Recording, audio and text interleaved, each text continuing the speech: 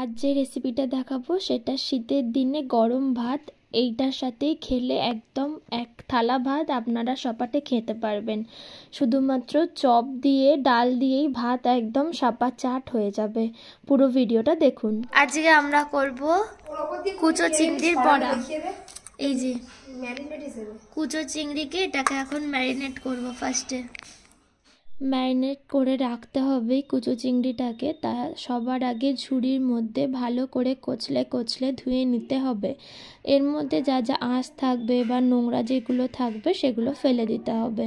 তার মধ্যে দিয়ে দেবো পরিমাণ মতো নুন, হলুদ আর সামান্য তেল দিয়ে ভালো করে চটকে চটকে একটু মেখে আধ ঘন্টার জন্য রেখে দিতে হবে। তারপর একটা ফ্রাইং প্যানের মধ্যে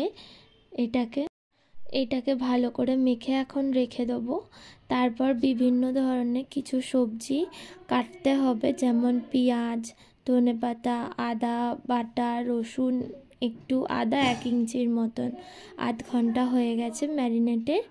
এরপর দিয়ে দিচ্ছি এইটা কুচো চিংড়িটাকে। এই কুচো চিংড়িটাকে ভালো করে ভেজে নিতে হবে।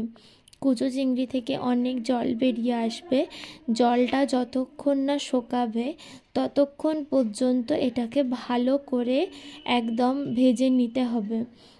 ভালো করে ভেজে নিলে এটার রঙটা আস্তে আস্তে নিজেই চেঞ্জ হতে থাকবে। একদম গ্যাসটাকে হাই ফ্লেমে করে দিয়ে ভালো করে একদম ভাজতে হবে। হাই ফ্লেমে, আমি আবারও বলছি, হাই ফ্লেমে করে এটাকে ভাজবে। তবে জল তাড়াতাড়ি বেরোবে এবং তাড়াতাড়ি এটা সিদ্ধ হয়ে যাবে। ভালো করে সিদ্ধ করে নিয়েই তবেই আমরা কুচো চিংড়ির বড়াটাকে বানাতে পারবো।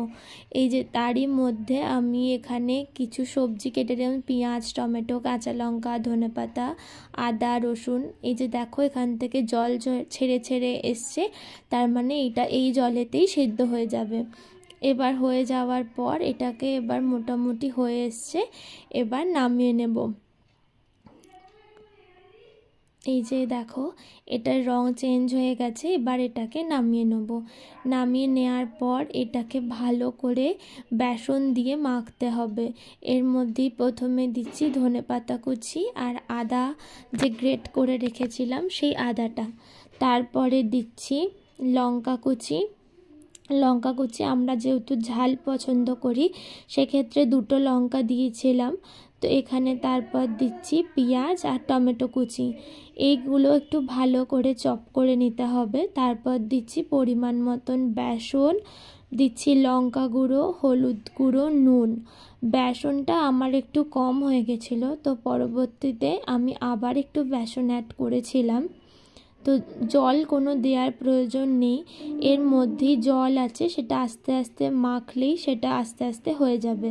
তারই মধ্যে তেলটাকে গরম বসাতে দিয়ে দিয়েছি আর একটা একটা করে হাতের মধ্যে শেপ দিয়ে এটা দিয়ে দিতে হবে। আর একটা দিক ভালো করে প্রায় 1-2 মিনিট এরকম হাই ফ্লেমে ভেজে নিলেই একদম হয়ে যাবে। একটা একটা করে হয়ে যাচ্ছে 1 মিনিট, তো আমি উল্টে দিচ্ছিলাম। যেহেতু আমি কাঁচা হাত এখনও আমার, সেক্ষেত্রে আমার 1-2টো না ভেঙেও গেছে। তো ভালো করে ওটা একটা দিক পিঠ মানে লাল হবে, তারপরে সেটাকে উল্টানো উচিত। আমি তো প্রায় করি না, নতুন নতুন শিখছি, মজার ছলে করছি, তাই আমার 1-2টো প্রায় ভেঙে গেছিলো। তো আশা করি আস্তে আস্তে একদিন ঠিক শিখেই যাব। আমাদের থেকে যারা বড়রা আছে তাদেরও তো একদিন এরকম হতো, তারপরে তারা শিখে গেছিলো। আশা করি আমারও তাই হবে।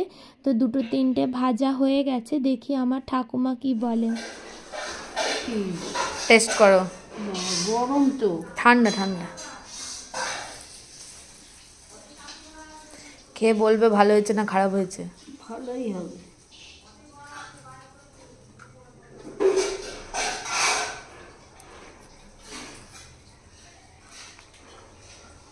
ওইটুকু খেয়ে তুমি বুঝবে এটা কি, একটু বেশি করে খাও।